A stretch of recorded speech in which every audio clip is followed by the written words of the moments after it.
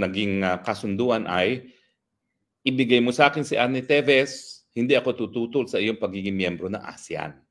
Kasi ang Timor-Leste po ngayon ay aplikante pa lang at kinakailangan walang miyembro ng ASEAN na tututol sa membership ng Timor-Leste. Kasi nga ang prinsipyo sa ASEAN ay consensus. Hindi po pwedeng mag-adapt ng kahit anong desisyon na hindi lahat ng miyembro ay pumapayag. Ay, magandang araw po sa inyong lahat ha. Araw po ng ano bang araw ngayon? Webes, no? At dumating na po dito sa Dahig si VP Sara kasama ang kanyang ina, si Ma'am Elizabeth. Dumating na rin po dito ang ating Dragon Lady, Maharlika. So, unti-unti na po silang dumarating para po sa okasyon sa 31 kung saan magkakaroon po ng malaking pagpupulong. Okay? Para po sa kaarawan ni VP Sara. No? So anyway, unti-unti pong pumapasok ang ating mga kababayan. Ang pag-usapan po natin ay yung pangyayari na si dating Congressman Arnie Teves di umano ay nahuli na sa Timor-Leste at papunta ng Pilipinas kung saan siya ay dadalhin dahil siya daw po ay na-deport as an undocumented alien dahil wala siyang passport at wala rin siyang visa galing sa mga otoridad ng Timor-Leste. Ang tanong, ako na ba ho ang susunod? Well, ang kasagutan dyan, subukan nila. Pero kasi kung maintindihan nyo yung pagkakaiba ng kaso ko at saka kaso ni Congressman Teves, makikita nyo na mahihirapan talaga sila na ako'y pauwiin. Ano ibig sabihin ko? Una-una po, ang kaso namin, ang kaso po ni Congressman Teves, multiple murder. Ang kaso ko ay qualified trafficking. Pangalawa, ganong kalakas ang kaso laban kay Congressman Teves? Well, ang sinasabi ng abogado ni Congressman Teves, mahina ang kaso kasi nasampahan lang siya ng kaso sang-ayon sa mga confession na ginawa ng ilang mga nasasakdal na bumaliktad na. So, hindi na po pwedeng gamiting ebidensya lamang yung mga confession ng mga tao na sumapi di umano sa pagpatay kay Governor Digamo, no? Dahil yun nga po, no, tainted na yung credibility. Pagdating sa akin, wala pong kahit sinong nagte-testify o magtetestigo na ako po'y nag-recruit.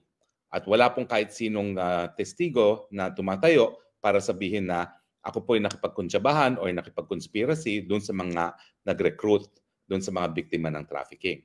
So malaking pagkakaiba po, may testigo sa kaso ni Teves na bumaliktad. Sa akin, wala po kahit sinong testigo. Period. Pangalawa po, syempre, parehong non-bailable. Yung isa is multiple murder. Ako po is human trafficking na qualified, kaya naging non-bailable. Pero bukod pa po doon, sa proseso, si Congressman Arnie po nag-apply ng asylum sa sa Timor-Leste, pero ang kanyang application po ay na-deny. Na-deny na po yung kanyang asylum application. Ako naman po, nakabinbin ang aking application for asylum. At dahil kasapi po ang Netherlands ng Convention on the Rights of Refugees and Asylum Seekers, hindi po ako po pwedeng mapauwi sa Pilipinas hanggang hindi pa tapos yung proseso ng aking asylum. So yan na naman po yung pagkakaiba namin. Pero si Congressman Teves, maski siya ay na-deny ng asylum, nakakuha siya ng court decision laban sa kanyang extradition sa Pilipinas dahil dito sa Pilipinas siya ay magiging biktima ng cruel and degrading punishment, no? Dahil pinapakita niya na lahat ng mga testigo ay bumabaliktad lang naman, no?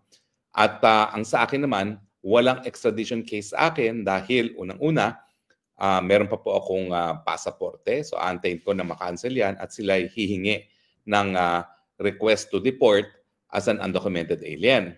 Ang problema po, yung opisina nag-handle ng mga deportation dito sa Netherlands, sa pangalan Immigration and Natural Division and Naturalization Division, IND, siya ring opisina na naghahawak na aking asylum.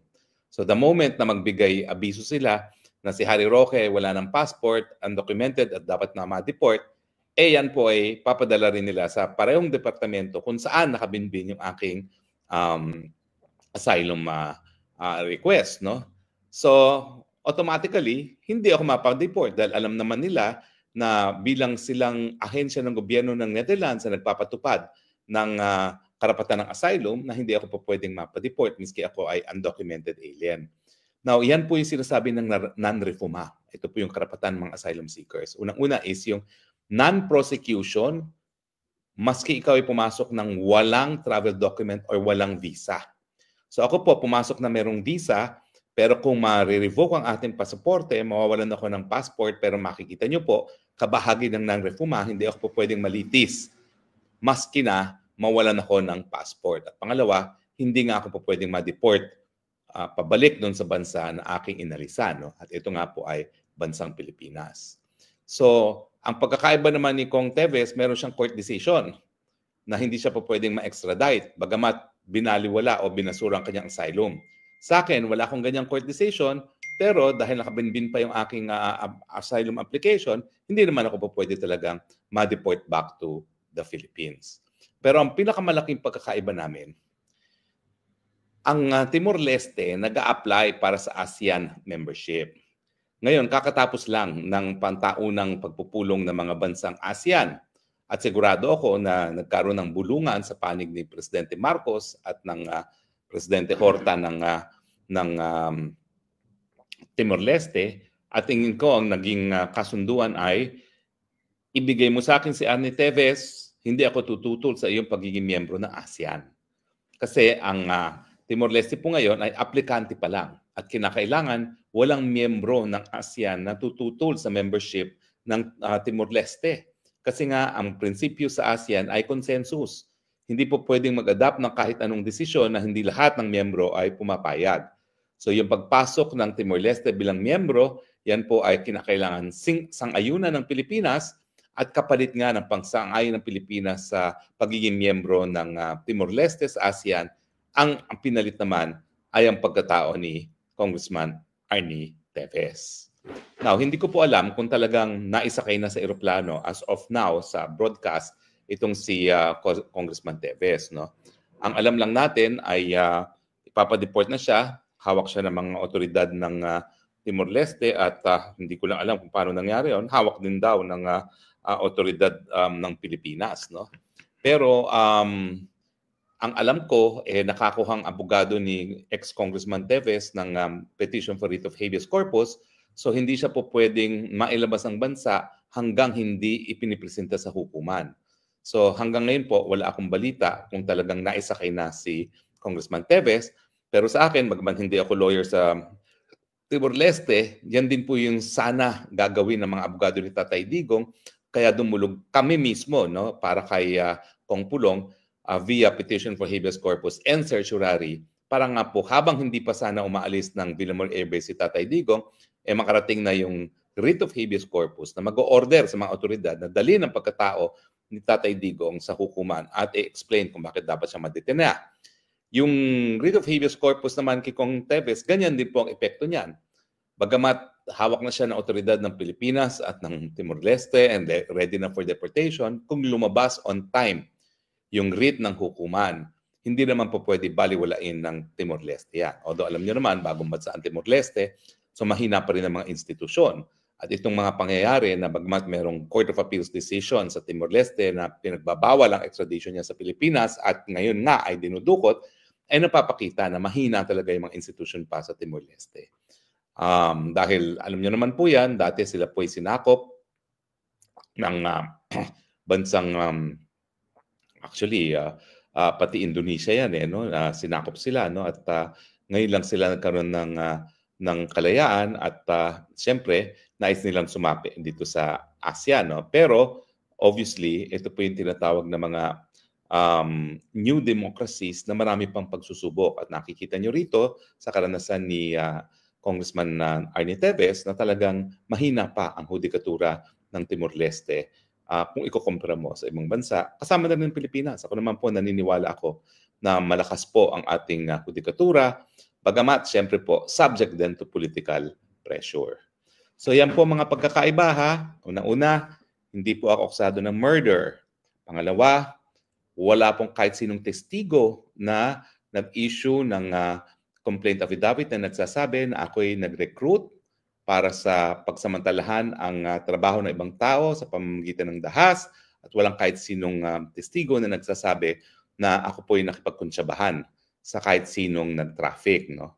Pangatlo, ako po ay pending asylum seeker. Yung kay Congressman Teves na deny na pong asylum niya bagamat merong court ruling laban sa kanyang extradition. Pang-apat, hindi ako pwedeng gawing bargaining chip para makapasok sa ASEAN ang bansa kung nasaan naroon ngayon si Congressman Teves. At dahil po dyan, walang dahilan para isuko ako ng bansang Netherlands. No? Now, marami rin po akong proteksyon dito. Hindi lang po proteksyon ng saligang batas ng Netherlands, kundi proteksyon na rin ng European Convention on Human Rights. Kasi hindi lang naman po applicable yung European Convention on Human Rights sa mga Europeans. Kasama po yan, if equally applicable po yan sa lahat ng mga tao na naninirahan ngayon sa Europa, whether or not they are European. So, protektado po ako ng karapatang pantao sang-ayon po sa Universal Convention on Civil ICCPR, International Covenant on Civil and Political Rights. Nakasapi po ang Holland na isinabatas po sa Holland at protektado rin ako ng European Treaty on Human Rights na isinabatas din dito sa Holland. So, suma total, hindi po. Hindi totoo na ako nang susunod. Siyempre, sa isipan ng mga bangag, gusto nila ako nang sumunod. Pero sa katunayan po, hindi po mangyayari yon. Kasi protektado po ako ng karapatang pantao sa paghingi ng asylum at dahil nga po dyan, meron tayong karapatan ng non-refoulement. So mabibigo po ang kanilang mga maitim na balak sa akin. Ang tanging pamamaraan na ako'y makuha nila ay through kidnapping. Bibigyan ko na po sila ng abiso. Miski i-kidnap nyo ako, hindi nyo ako maisasakay sa eroplano kasi wala nga akong travel document nasa Dutch authorities. Walang airport dito sa Europe. Kahit magkano pang ibayad nyo, napapayag na isakay ako sa eroplano na wala akong kahit anong travel document. Siyempre, hahanapan ka ng passport unang-una. No? At siguro, protection na rin namin mga asylum seekers na yung passport namin ay nasa Dutch government para nga garantiya na hindi kami sapilitang mailalabas ng mga bansang tinakasan namin, linayasan namin, no? Sa pamamaraan ng kidnapping. So sa akin naman po, win-win solution yung wala akong passport ngayon. Kaya nga kung tatanungin ako, kakancel daw ang passport, well, wala pong basihan kasi iba ang legal definition ng pagiging pugante. Ang pagiging pugante ay umalis ka ng bansa matapos magkaroon ng warrant of arrest. Matagal na po akong wala sa bansa bago pa na-issue ang ganyang warrant of arrest na yan. So hindi ako pugante. At siyempre, pangalawa po, malinaw po talaga ha. Siguro po ngayon, sasabihan ko din sa aking mga kasama na mag-publish ng simplified version ng resolution. Siguro yung mga portions lamang na nababanggit na pangalan ko kasi meron po yung na ito ang demanda labang kay Harry Roque, ito ang sagot ni Harry Roque, ito ang desisyon namin kung madadawit ba sa kaso si Harry Roque o hindi. At yun nga po, yung kanilang reasoning, dahilan kung ba't nila ako dinawit, halos wala. Ang sabi lang is, malinaw sa mga nasa laysay sa taas, sa mga naunang mga pahina na dapat madawit si Harry Roque. Pero wala pong diskusyon kung bakit kahit anong akto ay nagpapatunay either ng trafficking or ng conspiracy. Kasi ang rule nga po, kinakailangan mapatunayan, hindi lang yung krimen, kundi mapatunayan din yung elemento ng conspiracy. Okay?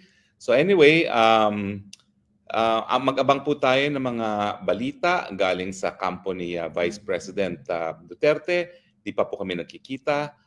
Meron po kaming tentative date ng araw na pagkikita. Pero ngayon po, patungo po kami sa photo exhibit ng ating Tatay Digong kung saan magkakaroon ng pagtipon-tipon ng ilang mga Pilipino. Pagkatapos noon ay pupunta kami uli sa Duterte Street.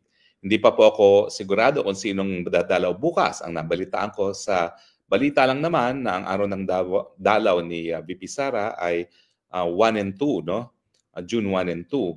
So baka itong this Friday, dalaw this Friday bukas, no, na 30, baka si Kuya Bong pa rin, pero I understand that maya-maya lamang itatawag na si Kuya Bong para ma-confirm kung sinong papasok sa araw ng Biyernes. Kasi syempre, inaasahan din ni Tatay Digong dahil nakaugalian na yon na every Tuesday and Friday ang bisita sa kanya, na merong bibisita sa kanya. Bagamat nung huling pasok nga ni ni Kuya Bong, sinabi niya na nagpaalam na siya dahil ang papalit na sa kanya ay si VP Sara. Pero hindi pa natin nakukuhanan po yan ng kumpirmasyon. No? Anyway, nagpapahinga po siguro sila ngayon dahil kakarating lang nila at kasama niyang mami niya. Talagang the last time na kasama niyang mami niya, talagang full-time niyang inattendan yung mga pangangailangan ng kanyang mami. No?